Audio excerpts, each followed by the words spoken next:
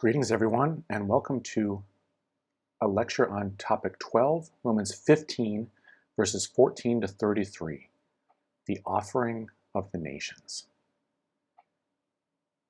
Paul turns in Romans 15, in the second half of Romans 15, to talk about his travel plans. To recap, Paul is writing this letter from the city of Corinth. He's writing to Rome, and he's hoping that they will send him on to Spain.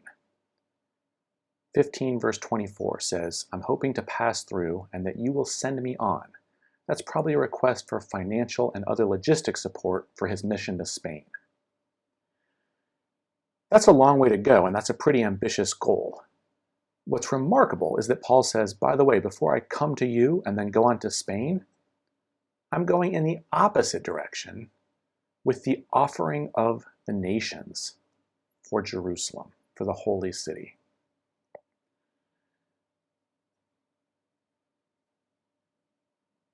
Paul says he has to make this trip to Spain because from Jerusalem, as far around as Illyricum, I've fully proclaimed the gospel of the good news of Christ. Literally, I have fulfilled the gospel.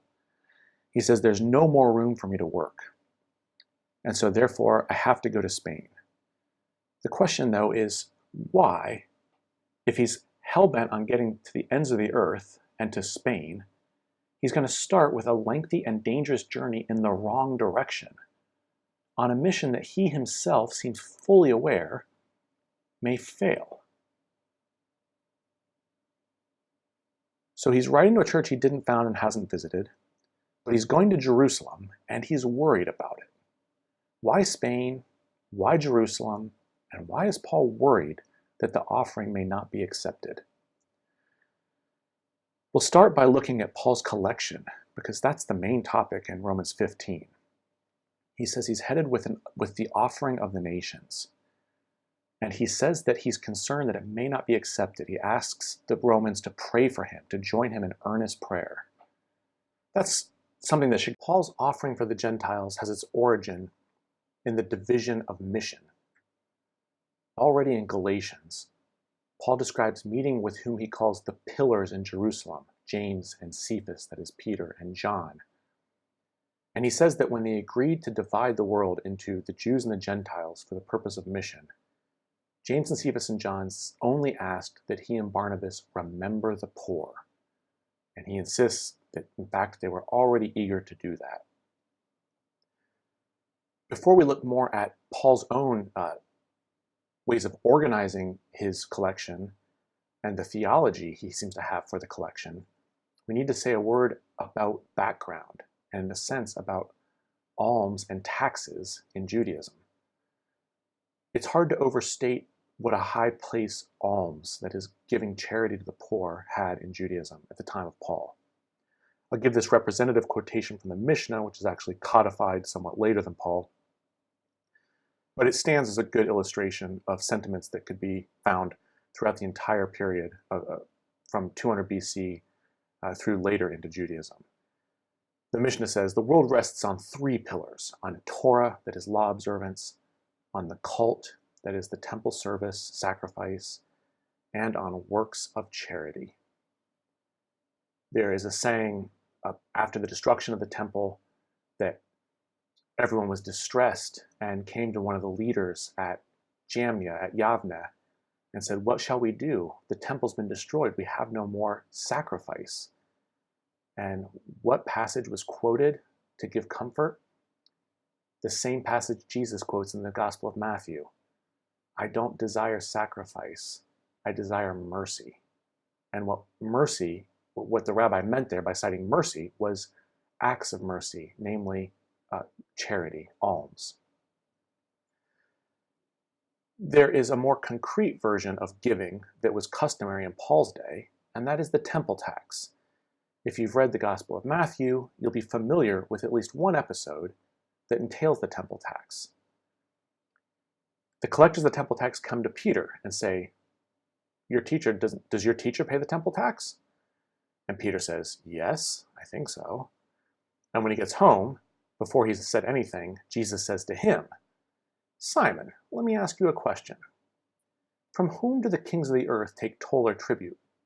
From their own children or from others? Peter says, well, from others. Kings don't tax their own children.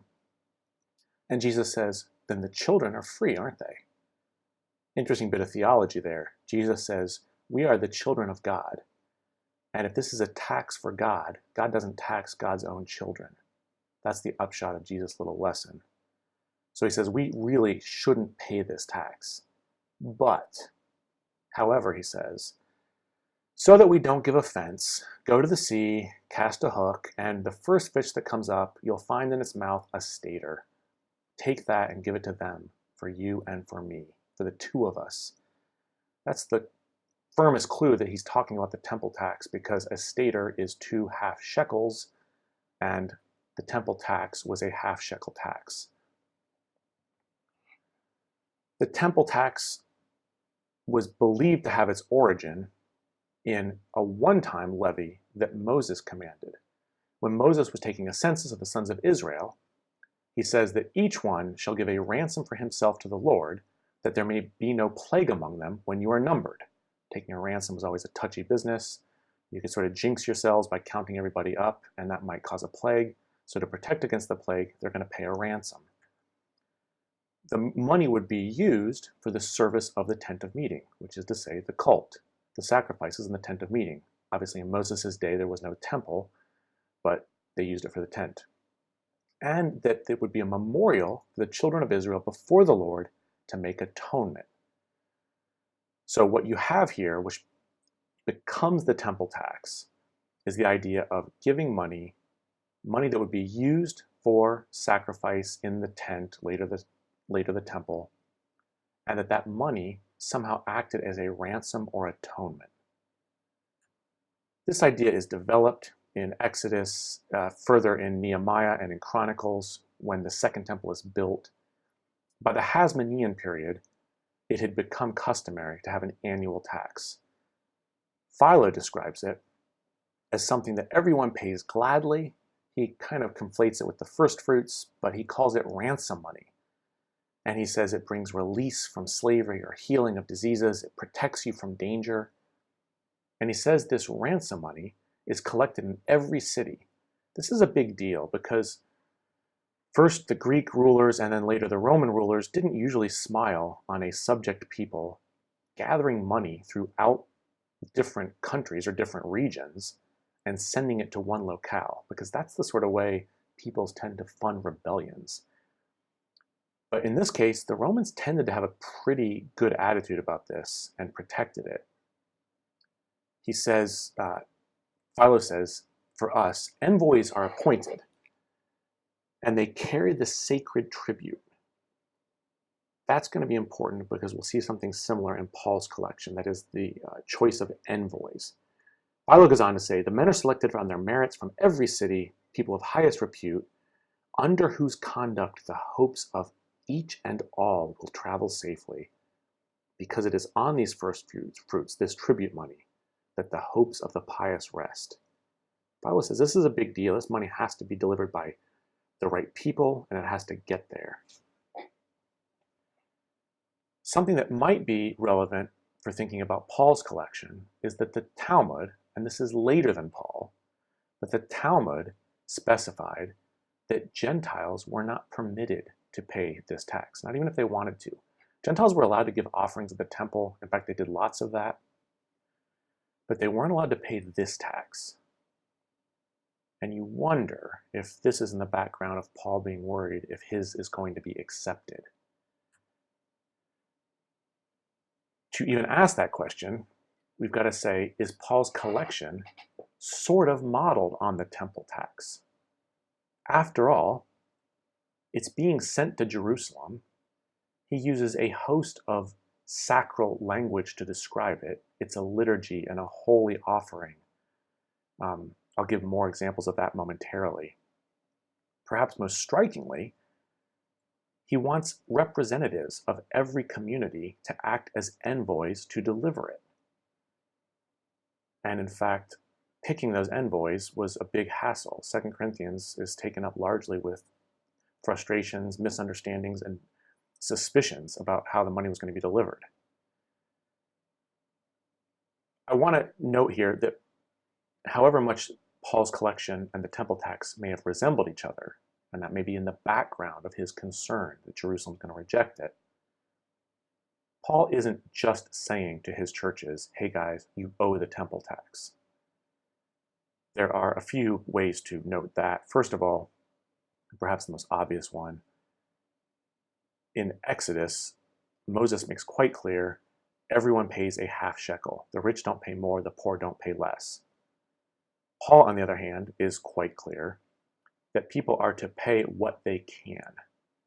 And that's different. If he was trying to make them pay the temple tax, he would just say, hey, everybody, you owe a half shekel. I'm going to pick envoys to deliver it. So it's not exactly a temple tax. So what is going on in Paul's thinking about this? One important thing to note is that this was a major preoccupation for Paul. Every one of Paul's authentic letters includes instructions about this collection. His usual terminology is the collection for the saints. He also calls it a sharing for the saints, a koinonia. The basic instructions are, put aside what you can and I'll get people to deliver it. In the case of 2 Corinthians, and I think you'll understand this, this led to quite a bit of mistrust.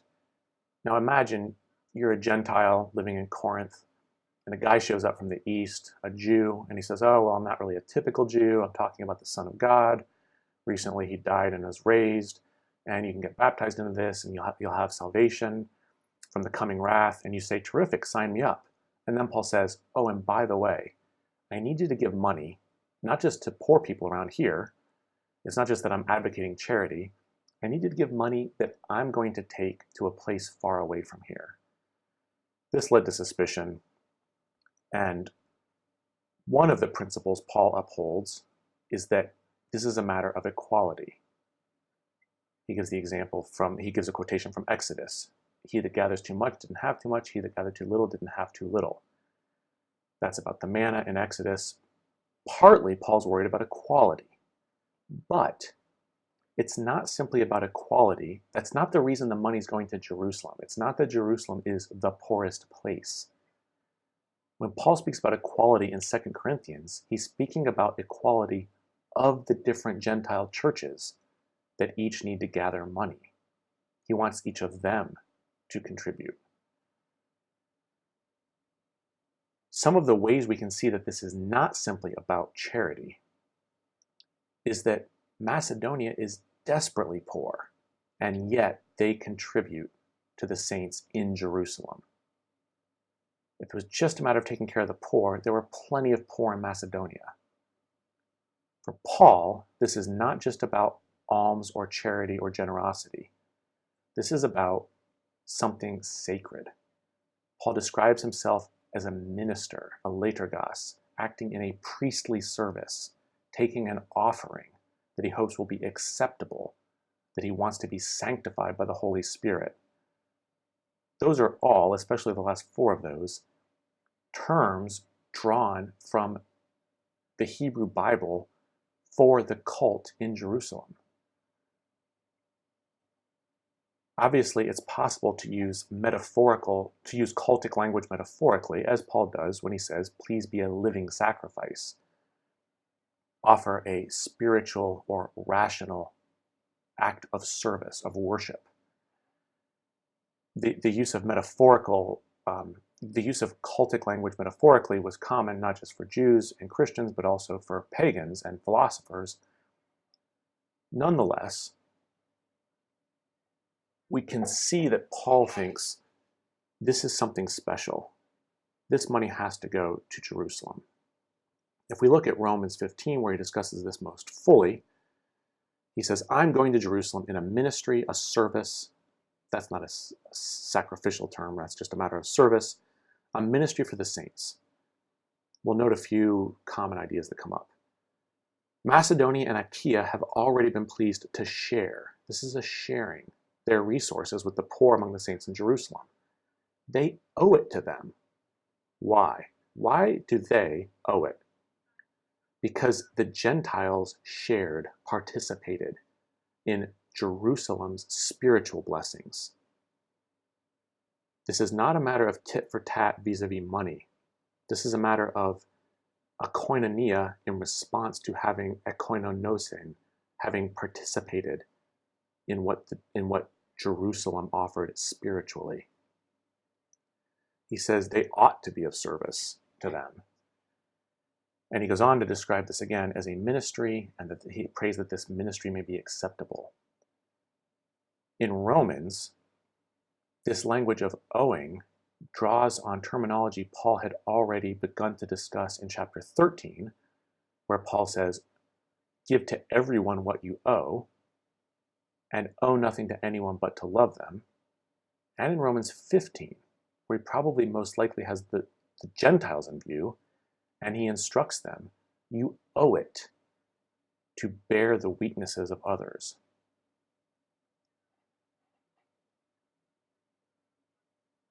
If we look a bit more closely at this last passage in Romans 15, we want to ask a question about why is Paul saying to the Romans, please pray that I be rescued in Judea when I deliver this, and that my ministry may be acceptable to the saints. Why might it not be acceptable? Humanity has changed in various ways from era to era, but there has never been a time when people were reluctant to take money unless there was some sort of strings attached, unless it had some sort of significance you were reluctant to agree to. So we have to ask ourselves, Paul spends 2 decades of his ministry trying to raise this money from each of his Gentile churches, and he takes it to Jerusalem. In Romans, he says, I'm on my way. He really wants to get onto the mission field. He wants to go to Spain. But he says, before I can go to Spain, I have to go 1,000 kilometers in the opposite direction to deliver this, and I know it's going to be dangerous. Wow. So Paul thinks this is part of the gospel, is part of his ministry, not just evangelism, but fulfilling this mission. So did Jerusalem accept it? Was Paul right to be worried? To address that question, we have to turn to the book of Acts. Now, the book of Acts, 2/3 of it, or the latter half of it, is taken up with the Apostle Paul. And as you know, Luke loves the theme of sharing among Christians. Luke loves the theme of generosity. Luke loves the theme of money and seeing right things done with money. Luke loves the theme of unity. So if Luke has the chance to tell the story of Paul taking money to Jerusalem to show the worldwide unity of Jew and Gentile together, you can imagine Luke's going to tell that story with gusto, right? Paul's the hero of the book. This is Luke's favorite theme. This is a perfect storm for Luke. What happens in the book of Acts? Well, there are clues that Luke knows this basic fact about Paul's life. So for instance, when we get to the middle portion of the story about Paul, Luke says Paul is rushing to Jerusalem. He's actually passing up chances for ministry because he says he has to get to Jerusalem by Pentecost.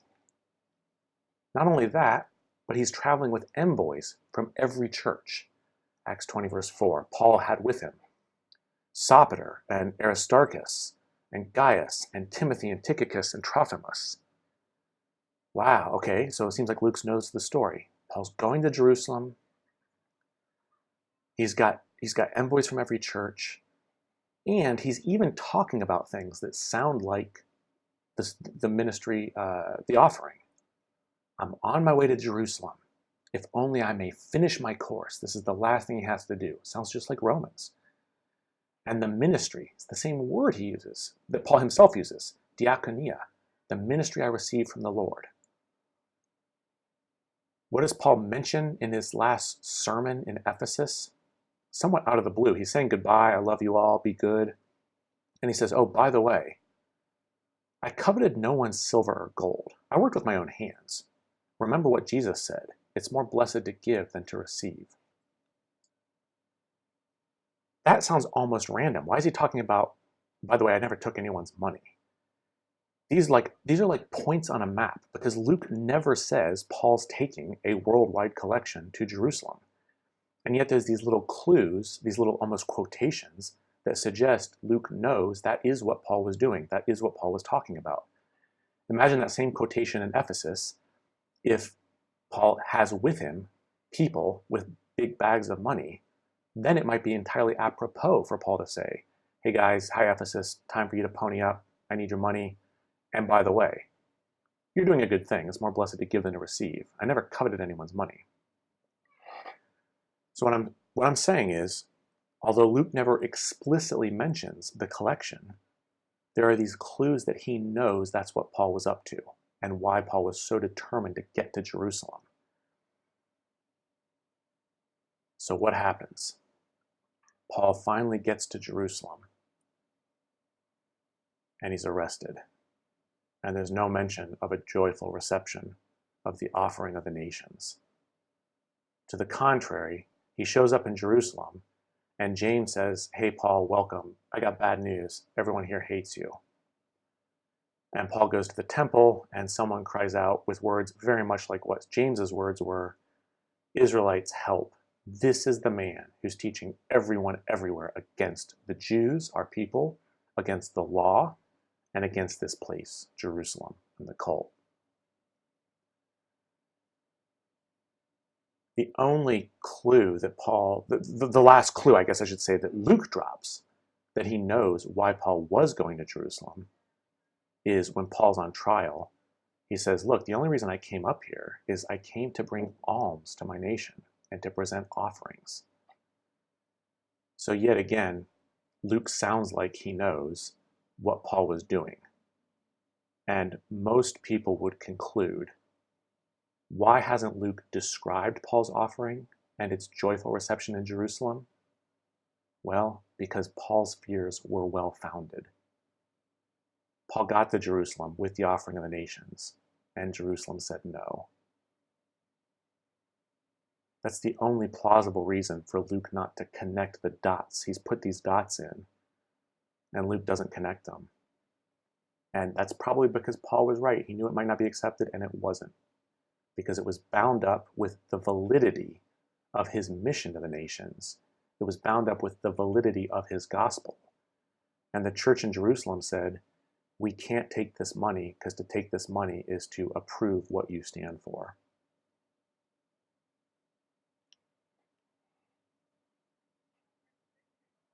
We can think about the book of Romans, in some ways, as being written with Jerusalem on Paul's mind.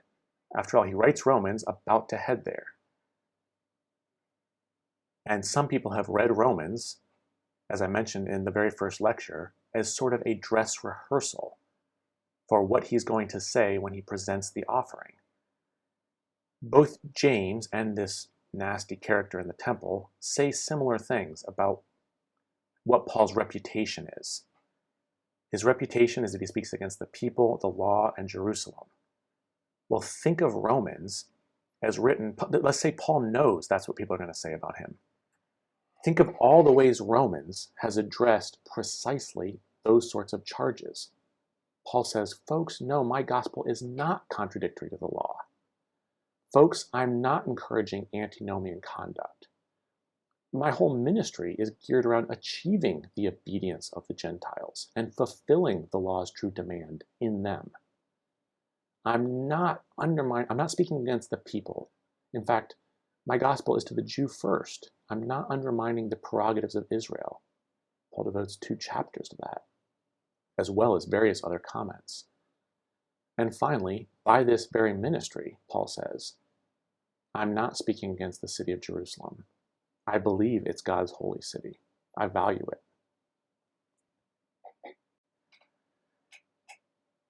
Why does he have to go to Jerusalem?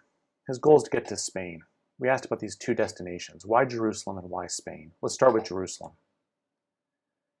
In the flow of Romans 15, Paul has just built this crescendo of citations that promise there'll come a time when the Gentiles will sing the praises of God's name. The Gentiles will rejoice with God's people. Verse 10. Verse 11. The Gentiles will praise the Lord. Verse 12. The Gentiles will put their hope in the root of Jesse. Isaiah is the book that for Paul is the proto-gospel. He gets the story of God's dealings with the cosmos above all from the book of Isaiah. And something else he finds in the book of Isaiah is that not only will the Gentiles put their hope in the root of Jesse, but the wealth of the nations will flow to Jerusalem. I will extend Jerusalem's prosperity like a river. The wealth of the nations will come in. As a mother comforts her child, so I will comfort you. That's God's promise to Zion. And in that sense, when Paul has a ministry to the nations, the Gentiles, he thinks he's helping to put Israel and Zion first. Because part of God comforting Israel is God bringing the wealth of the nations to Jerusalem. This theme of the wealth of the nations flowing to Jerusalem is found throughout the Old Testament, a passage you'll know from the book of Matthew. Matthew, who knows the Old Testament better than anybody, opens with an allusion to the idea of kings bringing gold and frankincense from Sheba unto Zion. And we get this in Psalm 72. May the kings of Tarshish render him tribute, and the kings of Sheba bring gifts. One characteristic of Midrash, as I said in an earlier lecture, is the linking of certain names and saying, wait, there's two passages now that talk about people from Sheba bringing gifts. Well, here we might find our clue, not only why Paul wants to go with the wealth of the nations to Jerusalem, plenty of passages suggest that, but this passage from the Psalm mentions Tarshish. And that might lead for Paul back to his favorite book, namely to Isaiah, which concludes with this universalizing vision that at the end of time, God will gather all nations. Remember, every time it says nations in Greek, it's the same word as Gentiles. I will gather all the Gentiles or the nations, and they will come and see my glory. I will send apostello, cognate with the word apostolos. I will send to Tarshish and to the coastlines far away that have not heard of my fame or seen my glory. The people I send will declare my glory among the Gentiles, among the nations. Is Paul reading a passage like that and finding his own destiny? It's not entirely clear where the biblical Tarshish is, but it's somewhere in the West, and a case can be made that it's Spain, the farthest destination in the West in the ancient mindset. And think about how Paul has already read Isaiah to describe his own work. How will people proclaim unless they are sent? He asks in Romans 10.